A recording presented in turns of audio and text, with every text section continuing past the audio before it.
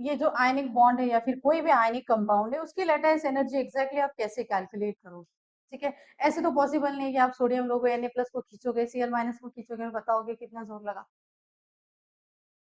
Possible है क्या ऐसे लेटाइस एनर्जी को बताना? पॉसिबल नहीं है। So we have the proper steps guys. So किसी भी लेटाइस एनर्जी को अगर आपको कैलकुलेट करना है तो आपको एक प्रोसेस दिया है, that is born Haber cycle process. So this is the important step to find out the lattice energy. ठीक है, इसका नाम है Born Haber cycle to find the lattice energy of any ionic compound. अभी इसके लिए एक बेसिक प्रिंसिपल यूज किया है, दैट इज, इस बेसिक प्रिंसिपल को भी आप अभी भी पढ़ते हो पर डिटेल में थर्मो में पढ़ोगे आप, that is Hess law. That is what? Hess law. ठीक है, अभी अभी मैंने आपको एक एग्जांपल दिया था, ठीक है। एग्जाम्पल में था Mg plus, Mg is giving Mg plus plus 1 electron minus, then Mg plus is giving you Mg plus 2 plus 1 electron minus. अभी यहाँ पे आपको कुछ एंथैल्पी लगी, I1 I will write down, यहाँ पे भी कुछ आपको एंथैल्पी लगी, I will write down I2। Basically मैंने किया क्या, मैंने एक रिएक्शन को, ये मैंने ओवरऑल रिएक्शन को किस में कन्वर्ट किया, किसमें कन्वर्ट किया, इंडिविजुअल स्टेप्स में। मैंने बोला नहीं एक इलेक्ट्रॉन रिमूव हो रहा है, फिर दूसरी बार मैंने क्या बोला, दूसरा भी इलेक्ट्रॉन रिमूव हो रहा है। अब पॉइंट इज, पॉइंट पे आओ, समझ में आया? पॉइंट इज पॉइंट पे आओ। नहीं मुझे ये बताओ कि इस मैग्नीशियम की टोटल आयनाइजेशन एंथैल्पी क्या है? समझ में आया ना? एक निकला, दो में, हाँ मैम पता है, that is the basic. Obvious एक ही इलेक्ट्रॉन निकालोगे एक टाइम पे, बट इसका टोटल, मुझे क्या चाहिए, इसकी टोटल आयनाइजेशन एंथैल्पी। तो इसकी टोटल आयनाइजेशन एंथैल्पी कैसे निकालोगे बताओ मुझे? टोटल आयनाइजेशन एंथैल्पी कैसे निकालोगे? पहले के लिए कितना लगा प्लस दूसरे के लिए कितना लगा। तो हम जब भी किसी भी रिएक्शन को स्टेप में लिखते हैं और उसके लिए कितनी एनर्जी लगी ये कैलकुलेट करते हैं ना, इसी को बोलते हैं हेस लॉ। समझ में आया? जैसे कि अगर मैंने गौरव को बोला भाई देखो अभी घर जाना है, गौरव पहले दुकान पे गया, दुकान से किसी दूसरे दुकान पे गया, फिर फ्रेंड के घर पे और उसके बाद घर पे गया, ये क्या हो गया, स्टेप वाइज ही change his plans, right. Energy ज्यादा लगेगी। मैंने आपको बोला यहाँ से सीधा आपको घर पे जाना है, एनर्जी कम लगेगी, ठीक है। तो whenever you are considering कि किसी भी प्रोसेस को स्टेप वाइज करते हो तो वो हेस लॉ होता है, ठीक है। नॉर्मली समझो अगर आपको क्या करना है, कंपाउंड ए है उसको किस में कन्वर्ट करना है, डी, सिंपल है ना। एक कंपाउंड ए है उसको किस में कन्वर्ट करना है, कंपाउंड डी। पर अगर मैंने बोला आपको नहीं पहले ये किस में कन्वर्ट होता है, बी में, उसके बाद ये किस में कन्वर्ट होता है, सी में, उसके बाद फिर ये किस में कन्वर्ट होता है, डी में। पर मैंने एक चीज और भी बोली भाई, इसके लिए इसको डेल्टा H1 डेल्टा H2 और इसके लिए डेल्टा H3। अभी इस पूरे रिएक्शन को होने के लिए मेरे पास टोटल डेल्टा H रहेगा। How I will calculate the delta H for this reaction? Delta H of reaction क्या आएगा, delta H1 plus delta H2 plus delta H3. So this is your Hayes law. So whenever you are breaking a chemical reaction into the multiple steps and then you are calculating the enthalpy required for that reaction is called as Hayes law. इसके बारे में detail अभी तो examples पढ़ोगे but as a हेस law नहीं पढ़ोगे उसको। हेस law को प्रॉपरली कब पढ़ना है आपको, 12th में पढ़ना, ठीक है। अभी मुझे एक एक स्टेप करके बताओ what is happening in the NaCl। NaCl में क्या हुआ, NaCl में क्या हुआ, सबसे पहले आपको सोडियम किस फॉर्म में मिलेगा, पहला स्टेप, बॉर्न हबर का पहला स्टेप,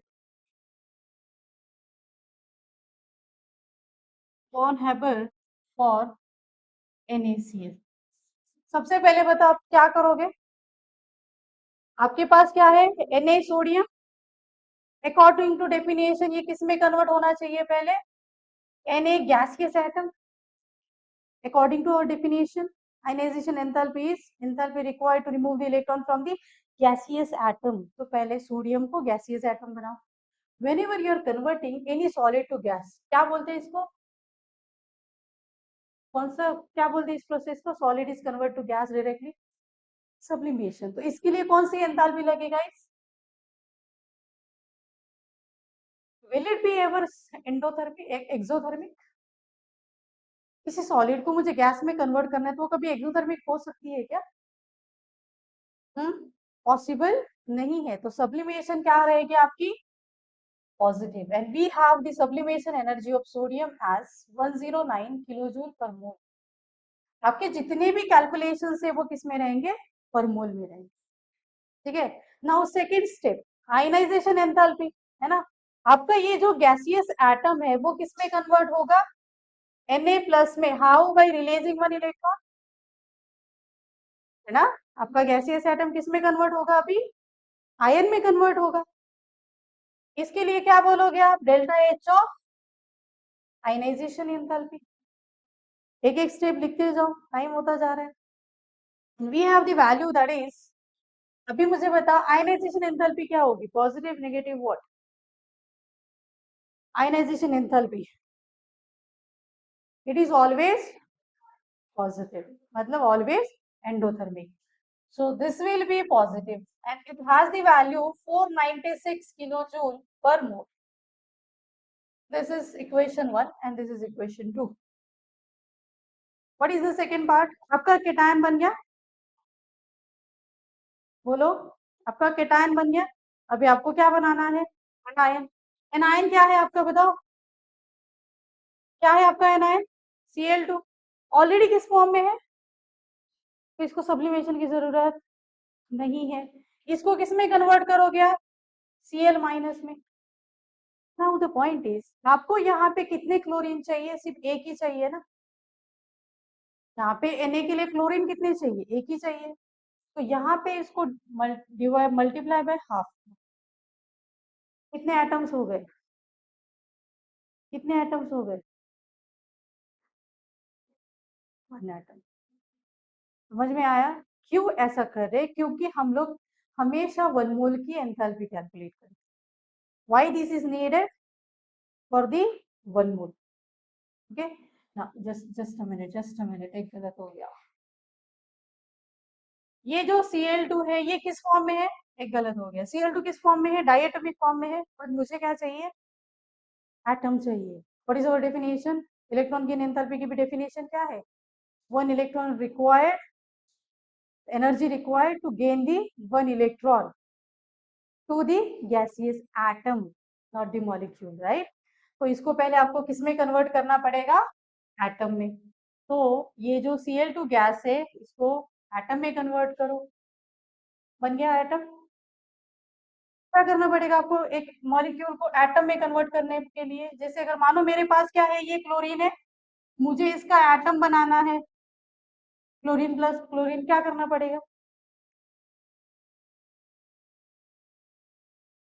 एटम बनाना है उसको, क्या करना पड़ेगा?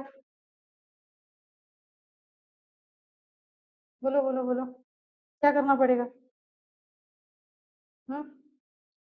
जैसे मानो ये सागर और अथर्व बैठे, मुझे इनको बोलना है अकेले अकेले बैठना है, क्या करना पड़ेगा? इसको बॉन्ड तोड़ना पड़ेगा ना. तो what you will need here, आपको यहाँ पे क्या करना पड़ेगा?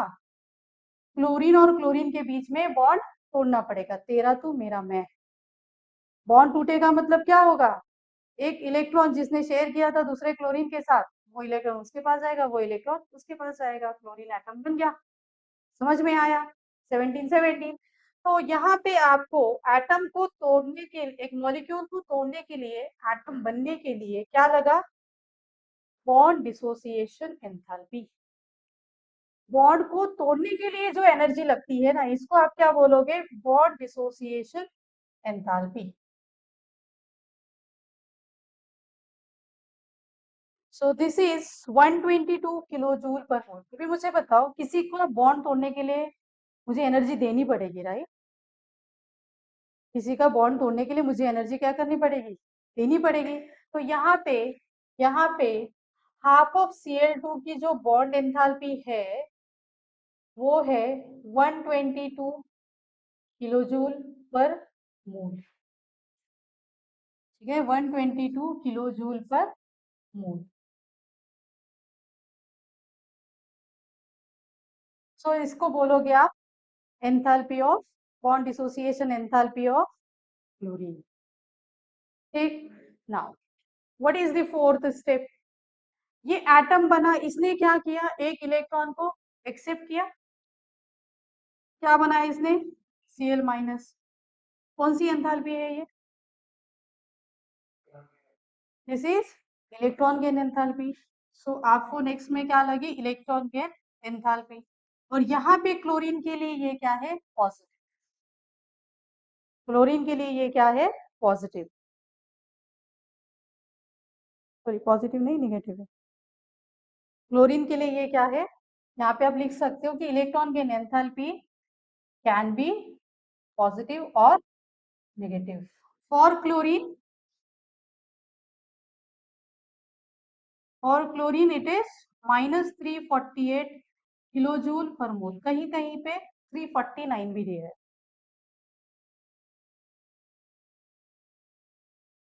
नाउ फिफ्थ स्टेप, आपके एनायंस, ये जो तीन ये स्टेप है, ये किसका स्टेप है, ये कैटायन फॉर्मेशन। ये दो स्टेप है, ये किसके हैं, anion formation. What will be the last step, क्या करोगे अभी, Na plus plus Cl minus को एक साथ लाओगे तो क्या बनेगा आपका, NaCl। What is the definition, ये क्या होगा, ये कौन सा एंथैल्पी होगा, ये कौन सा होगा, Na plus plus lattice enthalpy. ठीक है, किसी एटम को सेपरेट करने के लिए जो एनर्जी लगेगी दैट इज लैटिस एंथैल्पी।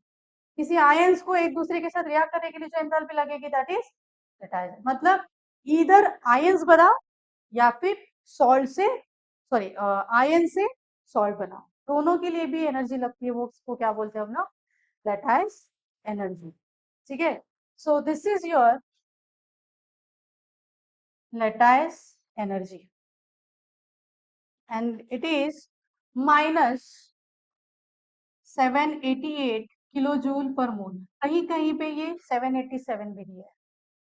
अब बारी आती है आपके नेटसेल रिएक्शन की। What is your net cell reaction, what is your net cell reaction? देखो एक एक स्टेप को मैं कर रही हूँ। ये जो सोडियम गैस है, राइट साइड है, ये लेफ्ट साइड में है, ये तो पता है ना आपको। इसका मतलब क्या है, अगर मैं यहाँ पे लिखती हूँ x plus y is equal to 2x, x को वहां पे लेके जाओगे तो कैंसल आउट हो जाएगा, ये तो समझते हो ना। तो यहाँ पे सोडियम है, सबको अगर मैंने इसको राइट साइड ऐड किया, इसको लेफ्ट साइड ऐड किया तो कैंसल आउट हो जाएगा। Sodium will get cancel out with sodium. यहाँ पे ये जो Na प्लस है वो cancel out with Na plus. ये इलेक्ट्रॉन है, किसके साथ कैंसल आउट हो जाएगा, उसके बाद क्या बचा अभी अपने पास, Cl माइनस, Cl माइनस के साथ कैंसल आउट हो जाएगा। क्लोरीन एटम क्लोरीन के एटम के साथ कैंसल आउट हो जाएगा। व्हाट इज रिमेनिंग, इसमें क्या रिमेनिंग है, sodium solid plus half of Cl2 will give you NaCl solid. So this is your Hayes law guys. हमने अभी क्या अप्लाई किया, बताओ क्या अप्लाई किया हमने अभी, हमने हेस लॉ अप्लाई किया। हम क्या बोल रहे हैं, पहले सोडियम का गैस बना, गैस से उसका आयन बना, देन Cl2 का एटम बना, एटम से उसका आयन बना, एंड देन फिर NaCl बना। स्टेप वाइज बोल रहे हैं ना हम लोग। So tell me what is the enthalpy of total reaction. ये तो क्या हो गया आपकी, ये तो आपकी रिएक्शन हो गई ना। सो एंथैल्पी ऑफ रिएक्शन क्या आएगा, what is the formula, what is the formula, ये कर लिया, लिख लिया सबने, इसको लिखो जरा। सो बोलो what is the enthalpy of reaction.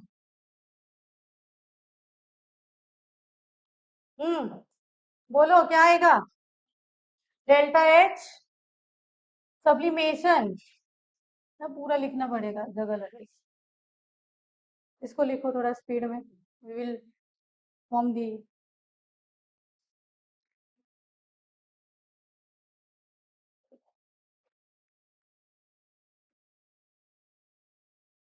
सब लोग वैल्यूज भी लिख लेना, मुझे लगेगा।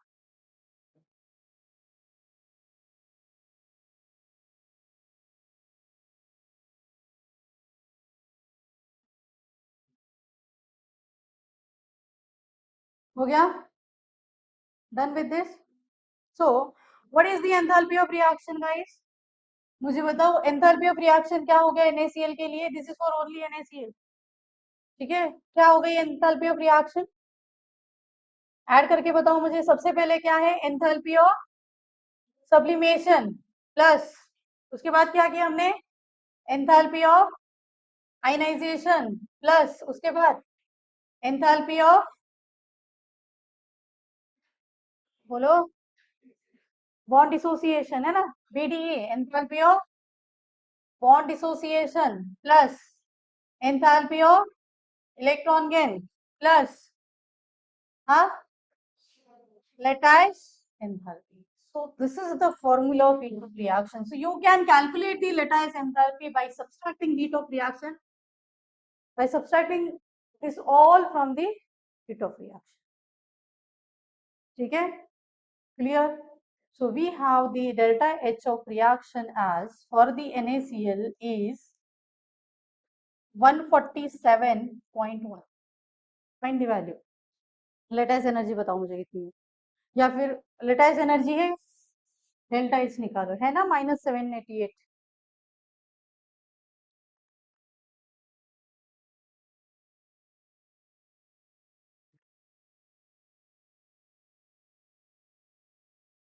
तो how much it is sublimation? कितनी है सब्लिमेशन? सब्लिमेशन बताओ मुझे कोई। 109 plus ionization 496 plus 122 plus -348 plus -780। Find the answer.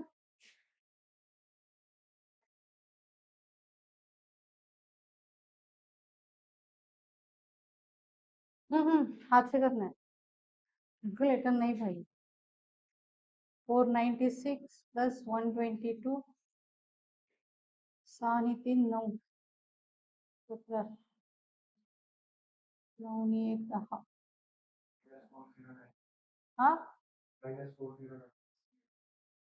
4 plus 3 727 minus 348 minus 788. So this is what our heat of reaction to form the NaC. ठीक है?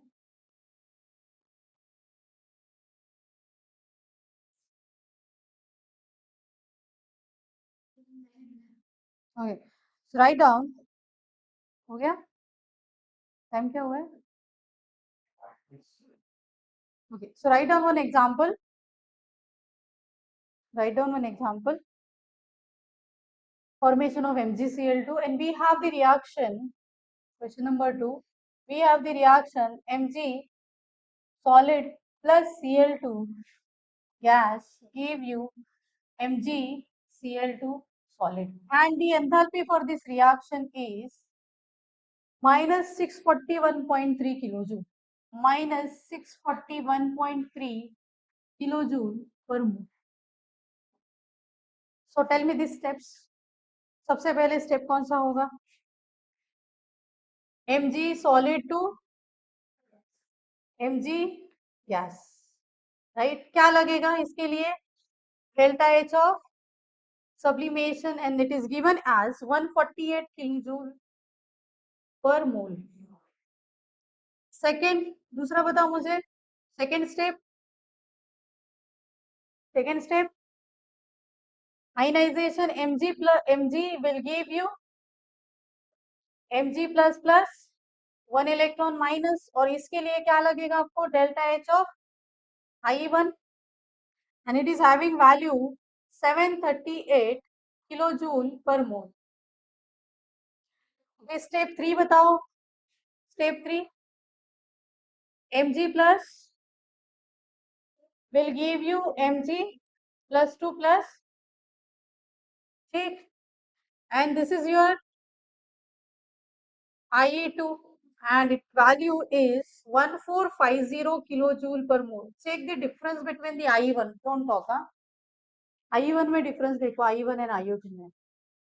दूसरा इलेक्ट्रॉन को निकालने के लिए ऑलमोस्ट डबल एनर्जी लगती है, ठीक है. Then cation formation is done. Fourth क्या है हमारे पास, Cl2 ऑलरेडी गैस है, पर इसको किस में कन्वर्ट करना पड़ेगा, हमें एटम में कन्वर्ट करना पड़ेगा. कौन सी एनर्जी लगाओगे, bond dissociation energy, and this is 243 kilojoule per मोल, ठीक है.